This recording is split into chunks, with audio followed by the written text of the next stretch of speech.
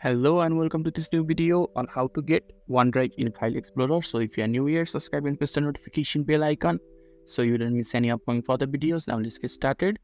So firstly, you need to open the web browser of your choice. In the top of the web browser, there will be a search bar. Just click on it and you have to type OneDrive and press enter in the keyboard. After that, the search results will be shown to you. You just have to click on the download text. Just click on it and download interface of OneDrive will be opened right in front of you. And when this interface is shown to you on your screen, you just have to click on the download button and the download procedure of OneDrive will begin.